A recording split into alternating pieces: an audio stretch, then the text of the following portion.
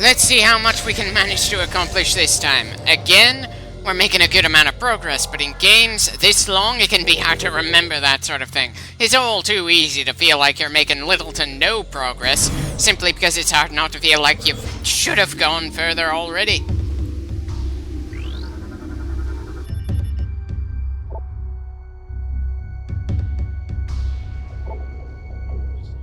Guess we're breaking through that bit of wall.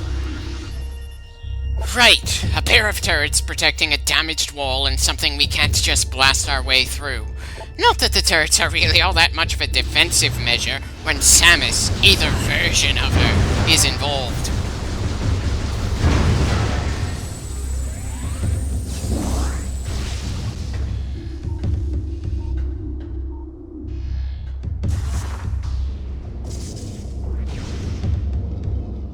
Right, so if bombs don't work, then I assume missiles will. I've really got to do a better job of remembering what each explosive can blast its way through. After all, they're using the same fake names and materials that they used in the previous Metroid Prime.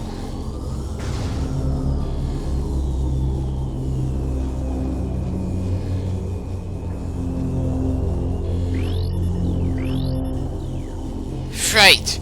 All we can do at the moment is just drop down here. And what a surprise! Jumping down here is apparently important enough to warrant a cutscene. Hello there, Dark Samus. Sorry to interrupt your meal there, but I figured now might be a fun time to dance, get to know each other a little better.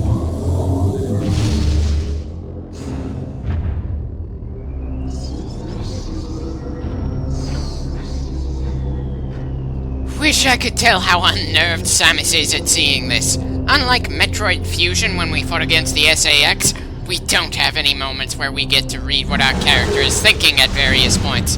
And my own personal thoughts on the matter are probably going to be tainted by the fact that we've already gone quite a bit further into her timeline in my LPs than she has at this point in the story.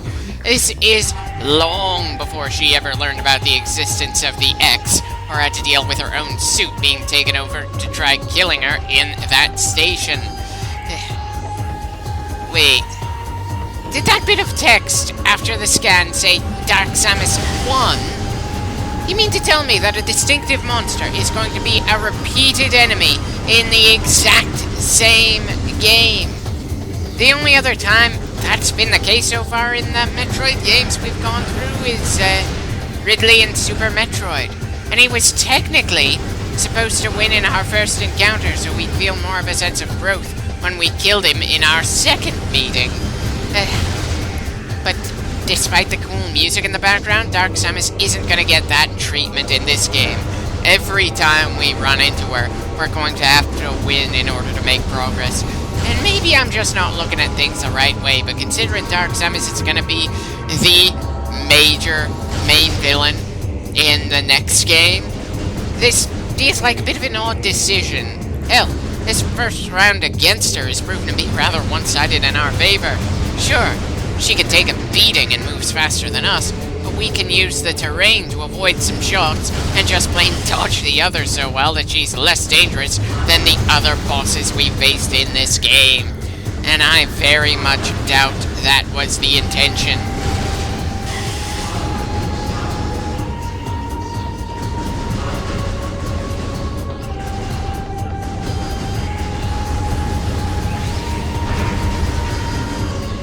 Come on, girl, you're half dead at this point.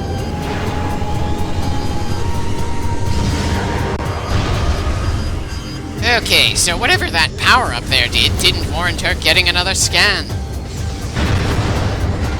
But it apparently does mean that the terrain isn't going to be quite so helpful for us anymore here. As changes in tactics go, that's not too bad. Still, we're used to dealing with things that are more powerful than us. And holy shit, is it odd to feel unthreatened by something that's faster, stronger, and more durable than us, when it's explicitly supposed to be our mirror image. Sure, this fight as a whole is a bit on the unsettling side, but that air of unsettling kind of started to die there once the shooting started, and while it stopped dropping, it's hard to deny that a significant factor in something being unsettling is is it being the unknown.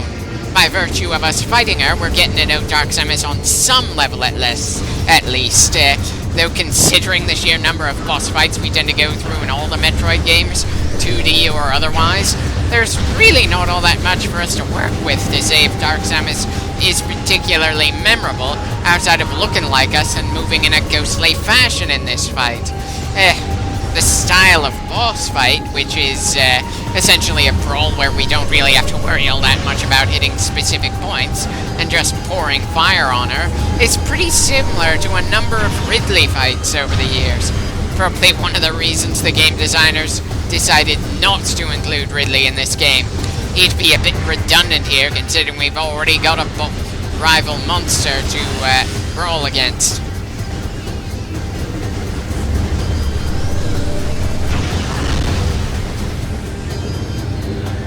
Okay, so I'm taking a few hard hits, but that feels more like my fault than our opponent's.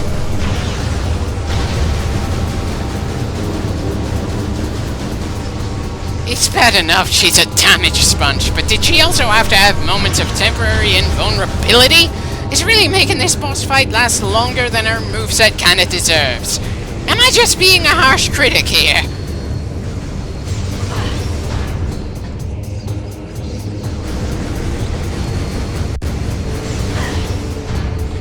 Well, she managed to take out one of our energy tanks. I suppose that's something, though I can't help feeling that has more to do with my impatience for this fight ending than her skill and power. I'm letting myself get a bit too sloppy.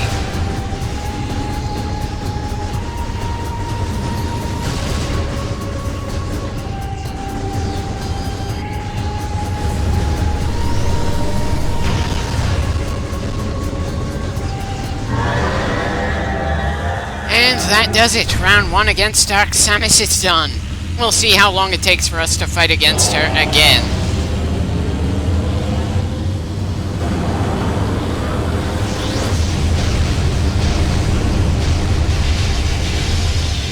Well, that's certainly quite a dramatic way to show she's been beaten when this isn't even the last time we'll fight her in this game. Is she going to go through a short little storm and then turn into air particles every time? I can't even complain too much about her death not sticking too well, considering how many times we fought against Ridley, despite having some very definitive wins over him.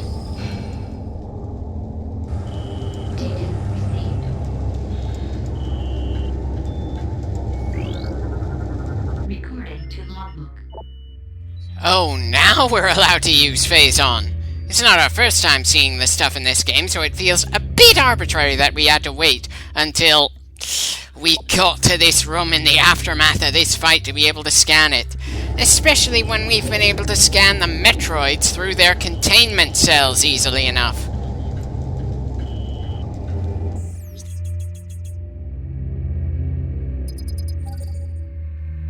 Well, at least we won't have to travel far to get to it. I'm not even sure why the game felt the need to point it out that way when it's pretty much the only direction we could have gone anyway. Hell, we don't even have a way out of this corner of the room without whatever that upgrade is.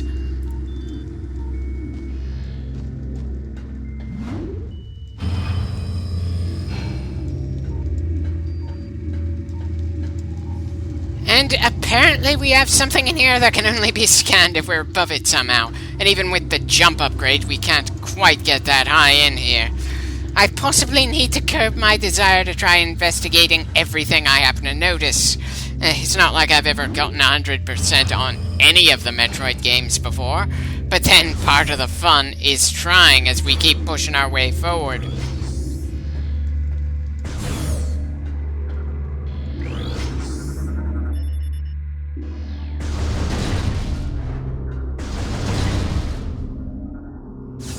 Right. So we get missiles when we are only missing one, but not any health when we're missing 100 points of it. Kinda feels ridiculous how the game decides when we get various replenishing items in these things. There's random and then there's goddamn taunting. Ah well, at least we've grabbed a new weapon after all that.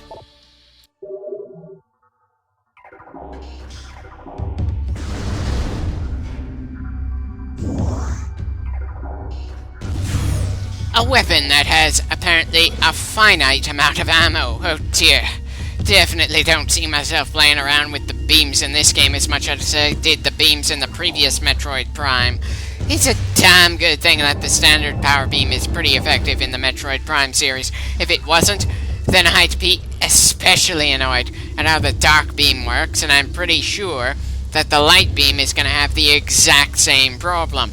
Granted, if you run out of ammo for them, then you need to charge to get a shot out instead of it coming out as you hit the button, but still, this is just... ugh.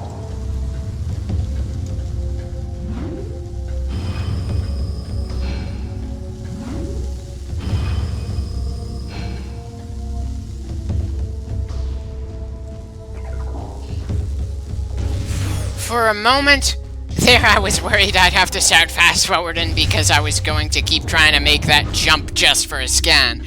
But then I suppose I also could have started fast-forwarding, because we're going through familiar territory anyway.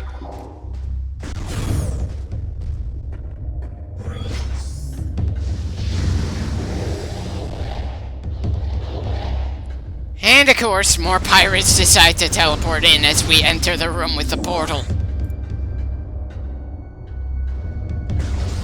Guess we've got no choice but to go through the portal, since we need a beam we don't have to go back out the way we came in.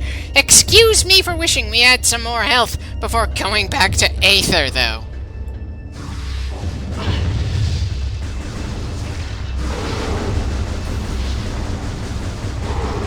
Wait, the gun these pirates have is a bit different from the usual energy blasts they send.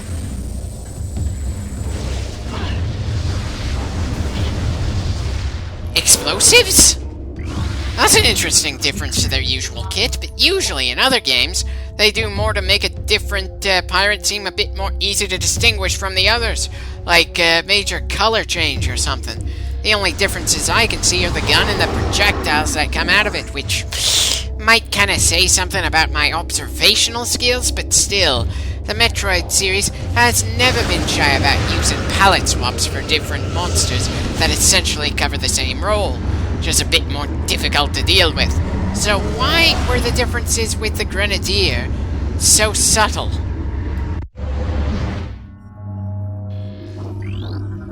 Right.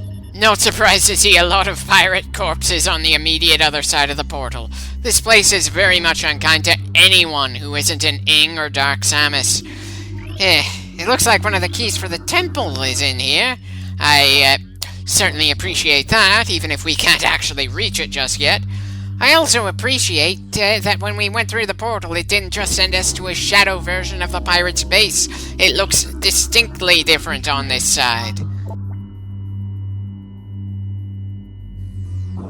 I'm sorry, I thought the Ing didn't feel the need to possess anything on this side of the portal. Why would they need to bother with possessing anything in this world when the air is only toxic to outsiders? Hell, why possess something that explodes and forms a toxic gas when the air is full of deadly toxins anyway?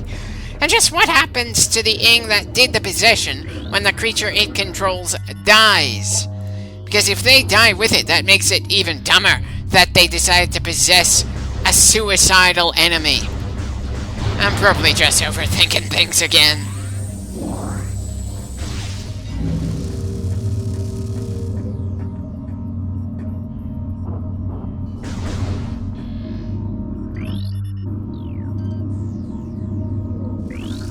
And great, I go straight from overthinking to underthinking as I walk into the toxic atmosphere just to scan a corpse we didn't scan earlier.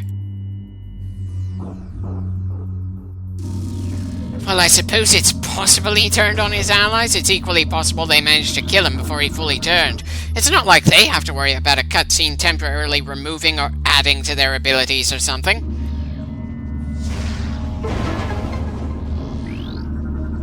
Recording to logbook.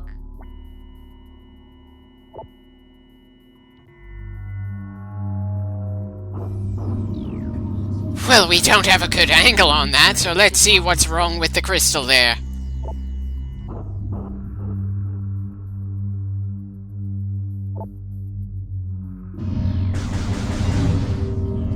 Wait, The text outright said we needed light energy, which I assume means the other gun we haven't gotten to yet. But we managed to clear that gunk off with just the basic power beam? Good God, we can't even trust our scans out here. Just how much of that is translation error, and how much is due to the game as a whole being rushed? It's not so easy to be able to tell the difference sometimes.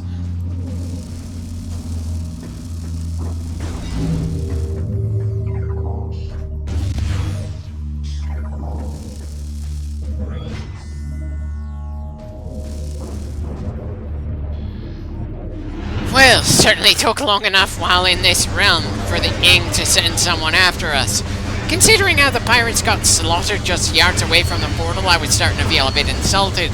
We are explicitly the only thing keeping them from destroying regular Aether. They should be absolutely relentless against us and throwing everything they've got. But then I suppose Metroid isn't a series that tends to go into war situations all that often. It would undermine part of the point, where Samus typically feels isolated and alone as she deals with numerous threats in the environment.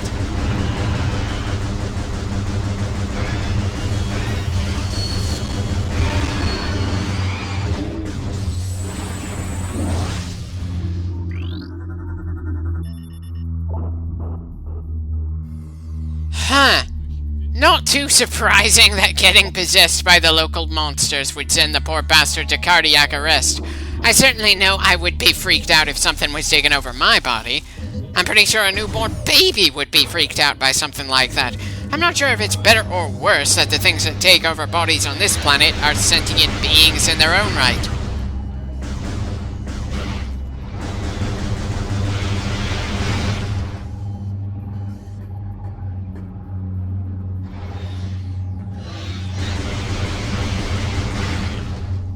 Yeah, doesn't matter if it's the spider-like bigger monster or the mushroom from the walls little one. It is really hard to feel threatened by the Ing in their own dangerous homeworld. That sort of thing really makes it hard for me to avoid getting complacent at various points in this game, which make the difficulty spikes feel even more brutal than they probably already are.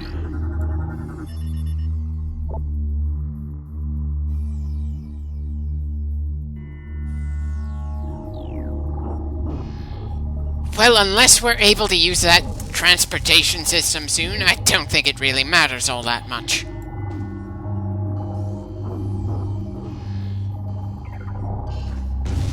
Huh.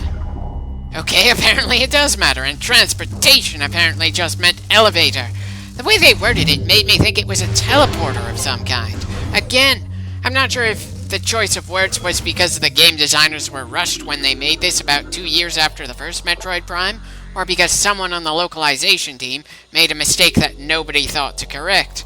All I know for sure right now is that I'm gonna take a break soon, and I hope this LP is interesting enough to let some people stick around.